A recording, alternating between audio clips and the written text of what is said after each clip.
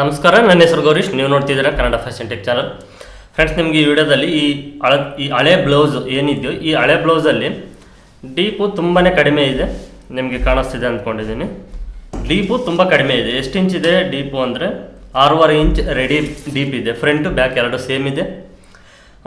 ಈ ರೀತಿ ಏನಾಗುತ್ತೆ ಅಂದರೆ ಕೆಲವು ಟೈಮು ಡೀಪು ತುಂಬ ಕಡಿಮೆ ಇರುವಂಥ ಬ್ಲೌಸ್ನ ನಾನು ನಿಮಗೆ ಲಾಸ್ಟ್ ವಿಡಿಯೋದಲ್ಲಿ ಒಂದು ಬ್ಲೌಸ್ಗೆ ಇದೇ ರೀತಿಯೇ ಡಿಸೈನ್ ತೋರಿಸಿದ್ದೆ. ಡೀಪು ಬ್ರಾಡು ಕಡಿಮೆ ಇರೋ ಅಂಥ ಬ್ಲೌಸ್ಗೆ, ಹಳೆ ಬ್ಲೌಸ್ಗೆ ಬ್ರಾಡು ಸ್ವಲ್ಪ ಡೀಪು ಸ್ವಲ್ಪ ಜಾಸ್ತಿ ಯಾವ ರೀತಿ ಮಾಡೋದು, ಆಲ್ಟ್ರೇಷನ್ ಯಾವ ರೀತಿ ಮಾಡೋದು ಡೀಪು ಬ್ರಾಡು ಅನ್ನೋದು ನಿಮಗೆ ಲಾಸ್ಟ್ ವಿಡಿಯೋದಲ್ಲಿ ತಿಳಿಸ್ಕೊಟ್ಟಿದ್ದೆ. ಈ ರೀತಿ ಮತ್ತೆ ಇನ್ನೊಂದು ಮೆಥಡು ಅಂದರೆ ಅದು ನಾನು ನಿಮಗೆ ಒಂದು ಸ್ವಲ್ಪ ವೆಸ್ಟರ್ನ್ ಪ್ಯಾಟ್ರನ್ ಟೈಪಲ್ಲಿ ತಿಳಿಸ್ಕೊಟ್ಟಿದ್ದೆ ಡಿಸೈನ್ ಅನ್ನೋದು. ಬಟ್ ರೌಂಡ್ ನೆಕ್ಕೆ ಇರಬೇಕು ನಮಗೆ, ಪೈಪಿಂಗ್ ಇಲ್ಲ ಎಮ್ಮಿಂಗೇ ಇರಬೇಕು. ಅಂದರೆ ಡೀಪ್ ಕಡಿಮೆ ಇರುವಂಥ ಈ ರೀತಿ ಬ್ಲೌಸ್ನ ನಾವು ಯಾವ ರೀತಿ ಆಲ್ಟ್ರೇಷನ್ ಮಾಡಬೇಕು ಅನ್ನೋದು ಈ ವಿಡಿಯೋದಲ್ಲಿ ತಿಳಿಸ್ಕೊಡ್ತೀನಿ. ಈ ರೀತಿ ನಾನು ಈಗ ಇದಕ್ಕೆ ಪೈಪಿಂಗ್ ಇದೆ. ಬಟ್ ನಾವು ಒಂದು ಸಾರಿ ಈ ಬ್ಲೌಸ್, ಅಳತೆ ಬ್ಲೌಸ್, ಈ ಮೆಜರ್ಮೆಂಟ್ ಬ್ಲೌಸ್ ಏನಿರುತ್ತೋ ಅಂದರೆ ಈ ಮೆಜರ್ಮೆಂಟ್ ಬ್ಲೌಸ್ ಅಂದರೆ ಈ ಹಳೆ ಬ್ಲೌಸು ಈ ಹಳೆ ಬ್ಲೌಸು ಈ ಪೈಪಿಂಗ್ ಏನು ಮಾಡಿದಾರೋ ನಾವು ಒಂದು ಸಾರಿ ಇದನ್ನು ಕಟ್ ಮಾಡಿಬಿಟ್ಟು ನೆಕ್ಸ್ಟ್ ಅದೇ ರೀತಿ ಪೈಪಿಂಗ್ ಮಾಡಬೇಕು ಅಂದರೆ ಕಷ್ಟ ಆಗುತ್ತೆ. ಅದಕ್ಕೆ ಎಕ್ಸ್ಪೀರಿಯೆನ್ಸ್ ಜಾಸ್ತಿನೇ ಇರಬೇಕು. ಅದ್ರ ಬದಲಾಗಿ ಎಮ್ಮಿಂಗ್ನ ಮಾಡ್ಬೋದು. ಈ ಹಳೆ ಬ್ಲೌಸ್ಗೆ ಎಮ್ಮಿಂಗ್ನ ಮಾಡಿದರೆ ಫಿನಿಶಿಂಗು ನೀಟಾಗಿರುತ್ತೆ. ನಮಗೆ ಈ ರೌಂಡ್ ಸರ್ಕಲ್ ಅನ್ನೋದು ತುಂಬ ನೀಟಾಗಿ ಬರುತ್ತೆ. ಇದಕ್ಕೆ ಈಗ ಪೈಪಿಂಗ್ ಇದೆ. ಫಸ್ಟು ನಾನು ಇದನ್ನು ಕಟ್ ಮಾಡಿಬಿಟ್ಟು ಇದಕ್ಕೆ ಎಮ್ಮಿಂಗ್ ಮಾಡೋದು ಯಾವ ರೀತಿ ಅಂತ ತೋರಿಸ್ತೀನಿ. ಮತ್ತು ನಾವು ಕಟ್ ಮಾಡೋದು ಅಂದರೆ ಸುಮ್ಮನೆ ಯಾವ ರೀತಿ ಬರುತ್ತೋ ಆ ರೀತಿ ಕಟ್ ಮಾಡೋದಕ್ಕಾಗಲ್ಲ. ನಮಗೆ ಈ ಶೋಲ್ಡರ್ ಇರುತ್ತೆ. ಈ ಶೋಲ್ಡರು ವಿಡ್ತೂ ನಮಗೆ ಕಡಿಮೆ ಆಗಬಾರ್ದು. ಒಂದು ಪಾಯಿಂಟು ಇಲ್ಲ 2 ಪಾಯಿಂಟ್ ಅಷ್ಟು ಮಾತ್ರನೇ ಮಾರ್ಜಿನ್ ತೊಗೊಳ್ಬೇಕು. ಜಾಸ್ತಿ ನಾವು ಕಾಲಿಂಚು ಅರ್ಧ ಇಂಚ್ವರೆಗೂ ನಾವು ಮಾರ್ಜಿನ್ ತೊಗೊಂಡ್ರೆ ಮತ್ತು ಈ ಶೋಲ್ಡರ್ ಪಟ್ಟಿ ಅನ್ನೋದು ತುಂಬಾ ಕಡಿಮೆ ಆಗುತ್ತೆ. ಶೋಲ್ಡರ್ ಡ್ರಾಪ್ ಬರೋ ಚಾನ್ಸಸ್ ಇರುತ್ತೆ, ಯಾಕಂದರೆ ಈಗ ಡೀಪ್ ಮಾಡ್ತಾ ಇರ್ತೀವಿ. ಹಾಗಾಗಿ ಈ ಬ್ಲೌಸು ಈ ರೀತಿ ಡೀಪ್ ಕಡಿಮೆ ಇರೋಂಥ ಬ್ಲೌಸ್ನ ಫಸ್ಟೇ ಅವರು ಮೆಜರ್ಮೆಂಟ್ ಬ್ಲೌಸ್ ತಗೊಂಡು ಕಟ್ ಮಾಡಬೇಕಾದ್ರೆ ಈ ಬ್ರಾಡ್ ಅನ್ನೋದು ತುಂಬ ಜಾಸ್ತಿನೇ ಇಟ್ಟಿರ್ತಾರೆ. ಯಾಕಂದರೆ ಈ ಡೀಪ್ ಅನ್ನೋದು ಕಡಿಮೆ ಇರುತ್ತೆ. ಹಾಗಾಗಿ ಈ ಶೋಲ್ಡ್ರು ಈ ಬ್ರಾಡು ಸ್ವಲ್ಪ ಜಾಸ್ತಿನೇ ಇಟ್ಟಿರ್ತಾರೆ. ನಾವೀಗ ಡೀಪ್ನ ಮಾಡಿದಾಗ ಏನಾಗುತ್ತೆ ಅಂದರೆ ಶೋಲ್ಡರ್ ಡ್ರಾಪ್ ಬರೋ ಚಾನ್ಸಸ್ಸೂ ಇರುತ್ತೆ. ಹಾಗಾಗಿ ಸ್ವಲ್ಪ ಕೇರ್ಫುಲ್ಲಾಗಿ ನಾವು ಡೀಪ್ ಈ ಚೆಸ್ಟ್ ಮೆಜರ್ಮೆಂಟ್ಗೆ ಎಷ್ಟಾದರೆ ಆಗುತ್ತೋ ಅಷ್ಟನ್ನು ನಾವು ಡೀಪ್ ಮಾಡಿಕೊಂಡ್ರೆ ಕರೆಕ್ಟಾಗಿ ಫಿಟ್ಟಿಂಗು ನೀಟಾಗಿರುತ್ತೆ, ಶೋಲ್ಡರ್ ಡ್ರಾಪ್ ಬರೋದಿಲ್ಲ. ತುಂಬ ಜನಕ್ಕೆ ಈ ರೀತಿ ಡೀಪ್ ಮಾಡಿಸ್ಕೊಳ್ಬೇಕು ಹಳೆ ಬ್ಲೌಸ್ ಅನ್ನೋದು ತುಂಬ ಜನಕ್ಕೆ ಇರುತ್ತೆ. ಬಟ್ ಈ ಹಳ್ಳಿ ಸೈಡ್ ಏನಾಗುತ್ತೆ ಅಂದರೆ ಫಿನಿಶಿಂಗ್ ಅಷ್ಟೊಂದು ನೀಟಾಗಿ ಕೊಡೋದಿಲ್ಲ. ಮತ್ತು ರೌಂಡ್ ಸರ್ಕಲ್ ಅನ್ನೋದು ಈ ರೀತಿ ಬ್ಲೌಸಲ್ಲಿ, ಹಳೆ ಬ್ಲೌಸಲ್ಲಿ ರೌಂಡ್ ಶೇಪ್ ಅನ್ನೋದು ನೀಟಾಗಿ ಕಟ್ ಮಾಡೋದಿಲ್ಲ. ಅವೆಲ್ಲವನ್ನು ನಾನು ಈ ವಿಡಿಯೋದಲ್ಲಿ ನಿಮಗೆ ತಿಳಿಸ್ಕೊಡ್ತೀನಿ. ಹಾಗೆ ನೀವಿನ್ನೂ ನನ್ನ ಚಾನಲ್ಗೆ ಹೊಸಬ್ರಾಗಿದ್ದರೆ ಕೆಳಗಡೆ ರೆಡ್ ಕಲರ್ ಸಬ್ಸ್ಕ್ರೈಬ್ ಬಟನ್ ಕಾಣಿಸುತ್ತೆ, ಅದನ್ನು ಒತ್ತಿ ನನ್ನ ಚಾನಲ್ನ ಸಬ್ಸ್ಕ್ರೈಬ್ ಮಾಡಿಕೊಂಡು ಪಕ್ಕದಲ್ಲಿರುವಂಥ ಬೆಲ್ ಐಕನ್ ಕೂಡ ಆನ್ ಮಾಡ್ಕೊಳ್ಳಿ. ಈ ಡೀಪು ಈಗ 6.5 ಇಂಚ್ ಇದೆಯಲ್ವ, ಇದು ಕರೆಕ್ಟ್ ಡೀಪು ಎಷ್ಟಿರಬೇಕು ಅಂದರೆ 10 ಇಂಚು. ಟೋಟಲಾಗಿ ಈ ಬ್ಲೌಸು 14 ಇಂಚ್ ಉದ್ದ ಇದೆ. ಕೆಳಗಡೆಯಿಂದ ನಾವು 4 ಇಂಚಿಗೆ ಮಾರ್ಕ್ ಮಾಡ್ಕೊಳ್ಳೋಣ. ಇದು ರೆಡಿ. ಕೆಳಗಡೆಯಿಂದ 4 ಇಂಚಿಗೆ ಮಾರ್ಕ್ ಮಾಡ್ಕೊಳ್ಳೋಣ. ಅಂದರೆ ಈಗ ಇಲ್ಲಿಂದ ಇಲ್ಲಿವರೆಗೂ 10 ಇಂಚ್ ಡೀಪ್ ರೆಡಿ ಬರುತ್ತೆ. ಇದನ್ನು ಫಸ್ಟು ನಾವು ಕಟ್ ಮಾಡ್ಕೊಳ್ಬೇಕು. ಪೈಪಿಂಗು ಏನು ಮಾಡಿದ್ದಾರೆ ಅಂದರೆ ಈ ಬ್ಲೌಸಲ್ಲಿ ಫ್ರಂಟು ಬ್ಯಾಕು ಎರಡು ಒಟ್ಟಿಗೆ ಮಾಡಿದ್ದಾರೆ ಪೈಪಿಂಗ್ನ. ಈಗ ನಾವು ಇದನ್ನು ಬಿಚ್ಕೊಂಡು ಕೂತ್ಕೊಂಡ್ರೆ ಟೈಮು ವೇಸ್ಟ್ ಆಗುತ್ತೆ. ಮತ್ತು ಬಿಚ್ಚಬೇಕಾದ್ರೆ ನಮಗೆ ಈ ಎಳೆ ಹೊರಗಡೆ ಬಂದು ಕೆಲವು ಕ್ಲಾತ್ ಏನಾಗುತ್ತೆ ಅಂದರೆ ಇಂಚ್ಕೊಂಡು ಹೋಗುತ್ತೆ.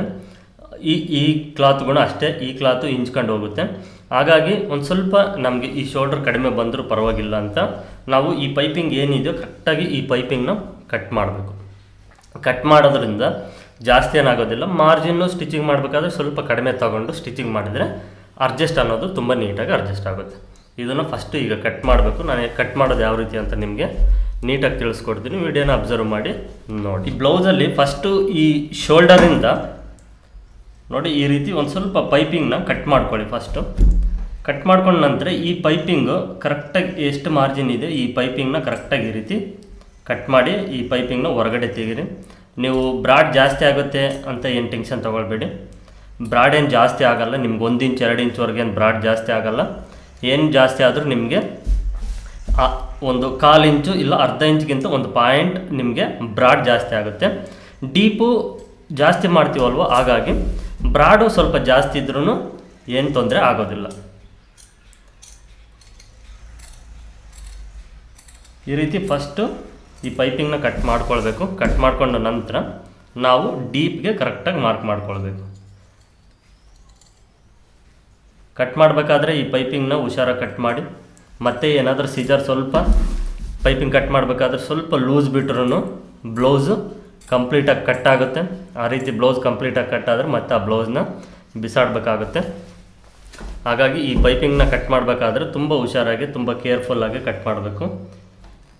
ಪೈಪಿಂಗು ಯಾಕಂದರೆ ಪೈಪಿಂಗ್ ಮಾಡಬೇಕಾದ್ರೆ ದಪ್ಪ ಇರುತ್ತೆ ಪೈಪಿಂಗು. ಈ ರೀತಿ ಕಟ್ ಮಾಡಬೇಕಾದ್ರೆ ನಿಮಗೆ ಸಡನ್ನಾಗಿ ಏನಾದರೂ ಒಂದು ಸೈಡ್ ಏನಾದರೂ ಹೋಯ್ತು ಅಂದರೆ ಮತ್ತೆ ಬ್ಲೌಸು ಹಾಳಾಗೋಗುತ್ತೆ. ಸಿಜರು ಶಾರ್ಪ್ ಇರಬೇಕು.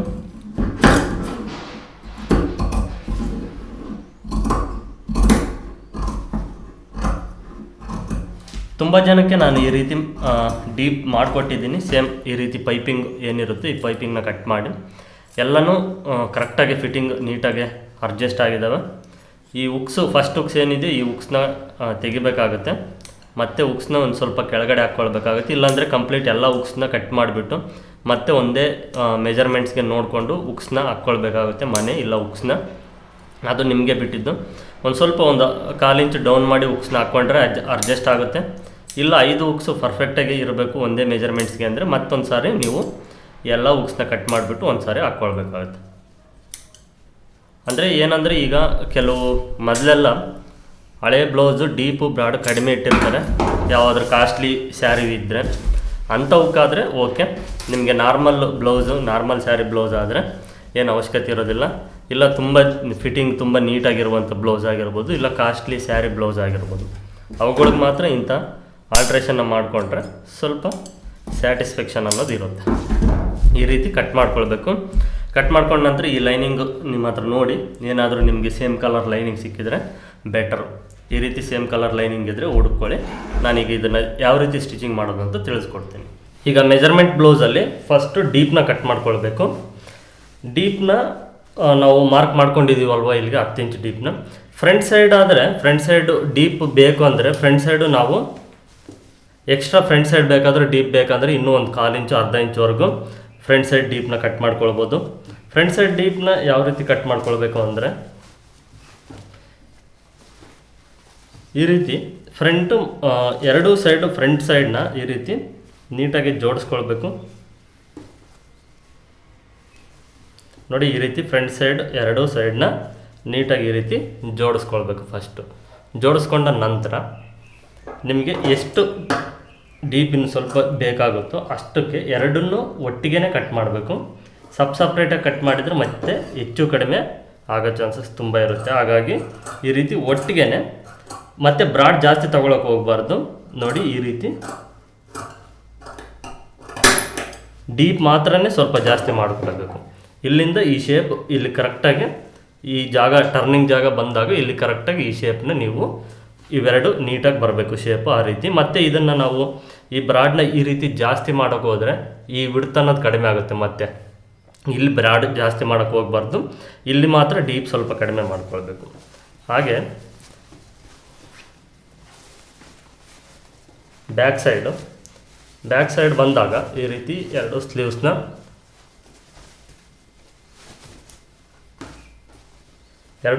ಈ ರೀತಿ ಪಲ್ಟಾಯಿಸ್ಕೊಂಡ ನಂತರ ಎರಡೂ ಶೋಲ್ಡರ್ನ ಈ ರೀತಿ ನೀಟಾಗಿ ಜೋಡಿಸ್ಕೊಳ್ಳಿ.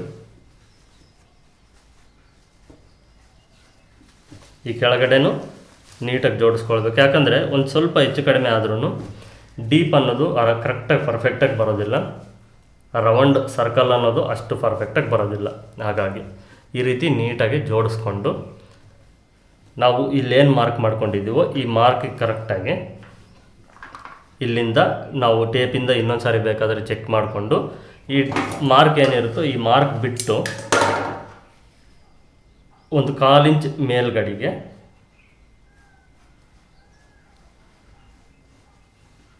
ನೋಡಿ ಈ ರೀತಿ ಶೇಪ್ನ ಮಾರ್ಕ್ ಇಲ್ಲಿಗೆ ಮತ್ತೆ ಈ ಸೈಡು ಮಾರ್ಕ್ ಮಾಡ್ಕೊಳ್ಬಾರ್ದು, ಇಲ್ಲಾಂದರೆ ನಮಗೆ ಬ್ರಾಡ್ ಜಾಸ್ತಿ ಆಗಿಬಿಡುತ್ತೆ.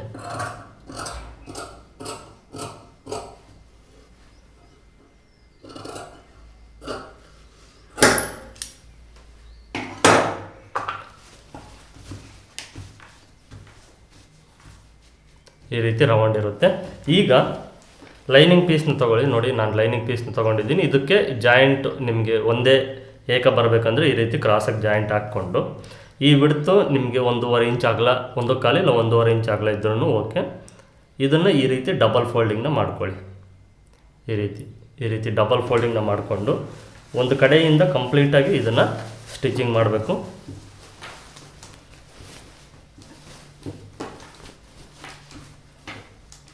ನೋಡಿ, ಈಗ ಸೀದಾ ಮೇಲೆ ಇಟ್ಕೊಂಡಿದ್ದೀನಿ ನಾನು. ಇದ್ರ ಮೇಲ್ಗಡೆ ಈ ಲೈನಿಂಗ್ ಪೀಸ್ನ ಈ ರೀತಿ ಇಟ್ಕೊಂಡು ಕರೆಕ್ಟಾಗಿ ಒಂದು 1/4 ಇಂಚ್ ಮಾರ್ಜಿನ್, 1/4 ಇಂಚ್ ಮಾರ್ಜಿನ್ ಇರಲಿ, ಜಾಸ್ತಿ ಬೇಡ, 1/4 ಇಂಚ್ ಮಾರ್ಜಿನ್ ಇದ್ದರೆ ಸಾಕು. ಲೈನಿಂಗ್ನ ಎಳಿಬಾರ್ದು. ನೋಡಿ, ಈ ಬ್ಲೌಸ್ ಪೀಸ್ ಏನಿದೆ, ಈ ಬ್ಲೌಸ್ ಪೀಸ್ನ ಈ ರೀತಿ ಎಳ್ಕೊಳ್ಬೇಕು. ಲೈನಿಂಗ್ನ ಎಳಿಬಾರ್ದು, ಲೈನಿಂಗ್ನ ಸ್ವಲ್ಪ ಲೂಸ್ ಬಿಡಬೇಕು. ಬ್ಲೌಸ್ ಪೀಸ್ನ ಮಾತ್ರನೇ ಎಕ್ಸ್ಪೆಂಡ್ ಮಾಡ್ಕೊಳ್ಬೇಕು. ಲೈನಿಂಗ್ನ ಹೇಳ್ಕೊಂಡ್ರೆ ಮತ್ತೆ ಅದು ಪಲ್ಟಾಯಿಸಿದಾಗ ಟೈಟ್ ಆಗುತ್ತೆ, ಅಷ್ಟೊಂದು ಫಿಟ್ಟಿಂಗ್ ಬರೋದಿಲ್ಲ, ರೌಂಡ್ ಶೇಪ್ ಅಷ್ಟೊಂದು ನೀಟಾಗಿ ಬರೋದಿಲ್ಲ. ಹಾಗಾಗಿ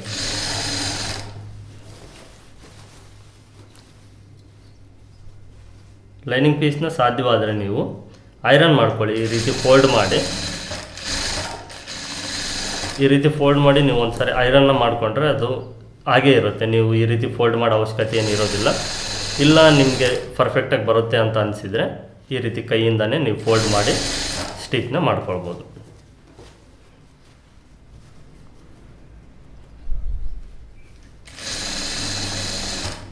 ಕಂಪ್ಲೀಟಾಗಿ ಫ್ರಂಟು ಮತ್ತು ಬ್ಯಾಕ್ ಎರಡೂ ಒಟ್ಟಿಗೆ ಸ್ಟಿಚ್ನ ಮಾಡಿಕೊಂಡ್ರೆ ಕೆಲಸ ಈಸಿ ಆಗುತ್ತೆ ಮತ್ತು ಬೇಗ ಆಗುತ್ತೆ. ಈ ರೀತಿ ಜಾಯಿಂಟ್ನ ಕ್ರಾಸಾಗಿ ಹಾಕ್ಕೊಂಡ್ರೆ ನಾವು ಫ್ರಂಟು ಮತ್ತು ಬ್ಯಾಕು ಎರಡು ಒಟ್ಟಿಗೆ ಈ ಜಾಯಿಂಟ್ನ ಮಾಡ್ಕೊಳ್ಬೋದು. ಸಪ್ರೇಟಾಗಿ ಮಾಡ್ಕೊಳ್ಬೇಕು ಅಂದರೆ ಶೋಲ್ಡರ್ ಜಾಯಿಂಟ್ನ ಬಿಚ್ಚಬೇಕಾಗುತ್ತೆ. ಇಲ್ಲಿ ಶೋಲ್ಡರ್ ಜಾಯಿಂಟ್ ಇರುತ್ತಲ್ವೋ, ಇದನ್ನು ಬಿಚ್ಚಬೇಕಾಗುತ್ತೆ. ನೀವು ಆ ಕೆಲಸ ಮಾಡೋಕ್ಕೆ ಹೋದರೆ ಮತ್ತೆ ಸ್ವಲ್ಪ ಲೇಟ್ ಆಗ್ಬೋದು. ಹಾಗಾಗಿ ಶೋಲ್ಡರ್ನ ಏನು ಬಿಚ್ಚೋ ಅವಶ್ಯಕತೆ ಇರೋದಿಲ್ಲ. ನೀವು ಆ್ಯಸ್ ಇಟ್ ಈಸ್ ಈಗೇನು ಕಟ್ ಮಾಡಿದರೂ ಆ ರೀತಿ ಕಟ್ ಮಾಡಿಕೊಂಡು ಫ್ರಂಟು ಮತ್ತು ಬ್ಯಾಕು ಒಟ್ಟಿಗೆ ಈ ಲೈನಿಂಗ್ನ ಅಟ್ಯಾಚ್ ಮಾಡಿಕೊಂಡು ಸ್ಟಿಚ್ ಮಾಡಿದರೆ ಕೆಲಸ ಅನ್ನೋದು ಬೇಗ ಆಗುತ್ತೆ, ಈಸಿಯಾಗಿರುತ್ತೆ.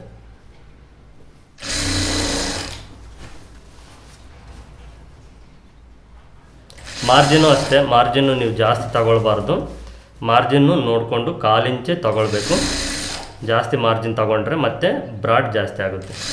ನಮಗೇನು ಇದರಲ್ಲಿ ಡೀಪ್ ಮಾತ್ರನೇ ಒಂದು ಸ್ವಲ್ಪ ಜಾಸ್ತಿ ಮಾಡಬೇಕು. ಹಾಗಾಗಿ ಡೀಪ್ ಕರೆಕ್ಟಾಗಿ ನಾವು ಕಟ್ ಮಾಡಿಕೊಂಡು ಬ್ರಾಡ್ನ ಮಾತ್ರ ಮಾರ್ಜಿನ್ ಕರೆಕ್ಟಾಗಿ 1/4 ಇಂಚ್ ಮಾರ್ಜಿನ್ಗೆ ತಗೊಂಡ್ರೆ ಸಾಕಾಗುತ್ತೆ.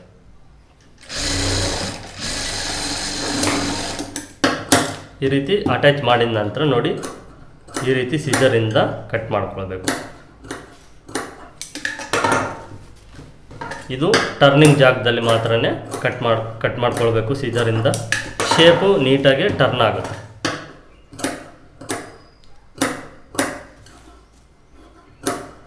ಮತ್ತೆ ಹೊಲಿಗೆ ಕಟ್ ಆಗಬಾರ್ದು, ಹೊಲಿಗೆ ನೋಡ್ಕೊಳ್ಬೇಕು. ಹೊಲಿಗೆ ಕಟ್ ಆದರೆ ಮತ್ತೆ ಅದು ಫಿನಿಶಿಂಗ್ ಅಷ್ಟೊಂದು ಬರೋದಿಲ್ಲ, ಬಿಚ್ಕೊಂಡು ಹೋಗುತ್ತೆ. ಅದು ನಾವು ಇದೇನು ಸಂಜಾಪ್ ಕಟ್ಟಿರ್ತೀವಿ ಲೈನಿಂಗ್ ಎಕ್ಸ್ಟ್ರಾ ಪೀಸು, ಅದು ಬಿಚ್ಕೊಂಡು ಹೋಗುತ್ತೆ. ಈಗ ಈ ಲೈನಿಂಗ್ನ ಈ ರೀತಿ ಈ ಕಡೆ ಸೈಡ್ ಅಂದ್ಕೊಂಡು ಈ ಲೈನಿಂಗ್ ಮೇಲೆ ಹೊಲಿಗೆ ಹಾಕ್ಕೊಳ್ಬೇಕು.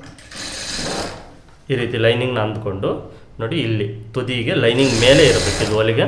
ಮತ್ತು ಬ್ಲೌಸ್ ಪೀಸ್ ಮೇಲೆ ಲೈನಿಂಗ್ ಹಾಕಬಾರ್ದು, ಬ್ಲೌಸ್ ಪೀಸ್ ಮೇಲೆ ಸ್ಟಿಚ್ನ ಹಾಕಬಾರ್ದು, ಲೈನಿಂಗ್ ಮೇಲೆ ಹಾಕಬೇಕು. ಈ ಕಚ್ಚಾ ಅನ್ನೋದು ಈ ಕಡೆ ಸೈಡ್ ಅಂದರೆ ಲೈನಿಂಗ್ ಸೈಡ್ ಇರಬೇಕು. ನೋಡಿ, ಈ ಕಡೆ ಸೈಡ್ ಇರಬೇಕು. ಮತ್ತು ನೀವು ಈ ಕಚ್ಚಾ ಅನ್ನೋದು ಬ್ಲೌಸ್ ಪೀಸ್ ಸೈಡ್ ಏನಾದರೂ ಹಾಕಿದರೆ ಫೋಲ್ಡಿಂಗ್ ಮಾಡೋದಕ್ಕೆ ಸ್ವಲ್ಪ ಕಷ್ಟ ಆಗುತ್ತೆ.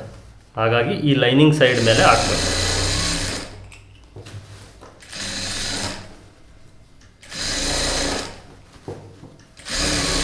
ನಾವು ಈ ಕಚ್ಚಾ ಒಳಗಡೆ ಇರುವಂಥ ಕಚ್ಚಾ ಮೇಲೆ ಸ್ಟಿಚ್ನ ಹಾಕೋದ್ರಿಂದ ಒಳಗಡೆ ಸೈಡು ಈ ಲೈನಿಂಗ್ ಪೀಸ್ ಅನ್ನೋದು ತುಂಬ ನೀಟಾಗಿ ಫೋಲ್ಡ್ ಆಗುತ್ತೆ.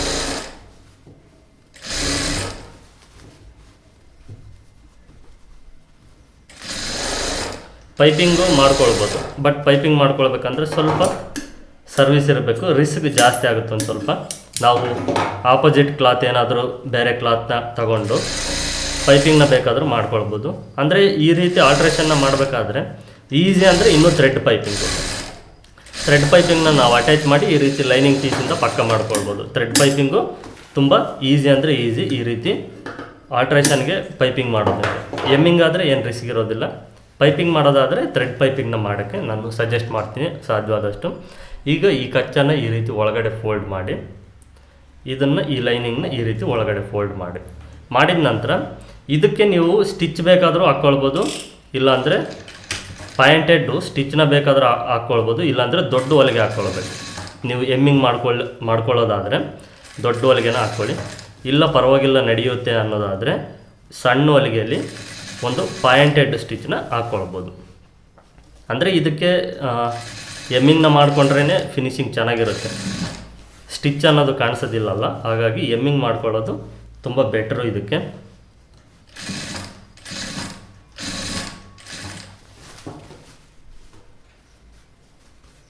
ಈ ಲೈನಿಂಗ್ನ ಕಂಪ್ಲೀಟಾಗಿ ಈ ರೀತಿ ಅದಾಗದೇ ಫೋಲ್ಡ್ ಆಗುತ್ತೆ, ಏನು ರೆಸಿಪ್ ತಗೊಳ್ಳೋ ಅವಶ್ಯಕತೆ ಇರೋದಿಲ್ಲ. ನೀಟಾಗಿ ಅದಾಗದೇ ಫೋಲ್ಡಿಂಗ್ ಅನ್ನೋದಾಗುತ್ತೆ. ಸುಕ್ಕು ಬರೋದಿಲ್ಲ. ಈ ರೀತಿ ಸ್ಟಿಚಿಂಗ್ನ ಮಾಡಿದರೆ ರೌಂಡ್ ಜಾಗದಲ್ಲಿ ಸುಕ್ಕು ಬರೋದಿಲ್ಲ, ಲೈನಿಂಗು ನೀಟಾಗಿ ಫೋಲ್ಡ್ ಆಗುತ್ತೆ. ಎಮ್ಮಿಂಗ್ ಮಾಡೋದಕ್ಕೂ ತುಂಬ ಈಸಿ ಇರುತ್ತೆ. ಬ್ಲೌಸ್ ಹಾಕ್ಕೊಂಡಾಗನೂ ಫಿನಿಶಿಂಗು ತುಂಬ ನೀಟಾಗಿ ಕಾಣಿಸುತ್ತೆ. ತುಂಬ ಜನಕ್ಕೆ ಬ್ಲೌಸ್ಗೆ ಈ ರೀತಿ ನಾನು ಎಕ್ಸ್ಟ್ರಾ ಡೀಪ್ ಮಾಡಿಕೊಟ್ಟಿದ್ದೀನಿ, ಹಾಗಾಗಿ ನಾನು ಈ ವಿಡಿಯೋ ಮಾಡ್ತಾಯಿದ್ದೀನಿ. ಕೆಲವ್ರಿಗಿರುತ್ತೆ ಒಂದು ಸ್ವಲ್ಪ ಡೀಪ್ ಇದ್ದರೆ ಚೆನ್ನಾಗಿರುತ್ತೆ ಈ ಬ್ಲೌಸು ಅನ್ನೋ ಫೀಲ್ ಇರುತ್ತೆ ಕೆಲವು ಹಳೆ ಬ್ಲೌಸ್ಗೆ. ಅಂಥವಕ್ಕೆ ಈ ರೀತಿ ನಾವು ಮಾಡ್ಕೊಳ್ಳೋದ್ರಿಂದ ಇನ್ನೂ ಸ್ವಲ್ಪ ಕಂಫರ್ಟಬಲ್ ಆಗಿರುತ್ತೆ, ಹಾಕ್ಕೊಳ್ಳೋದಕ್ಕೆ ಕಂಫರ್ಟಬಲ್ ಆಗಿರುತ್ತೆ, ಮತ್ತು ಬ್ಲೌಸು ತುಂಬ ನೀಟಾಗೂ ಕಾಣಿಸುತ್ತೆ.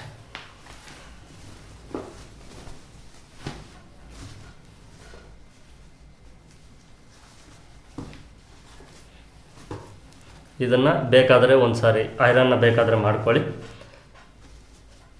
ಐರನ್ನು ನೀವು ನೀಟಾಗಿ ಸ್ಟಿಚಿಂಗ್ ಮಾಡಿದರೆ ಐರನ್ ಮಾಡೋ ಅವಶ್ಯಕತೆ ಏನು ಇರೋದಿಲ್ಲ.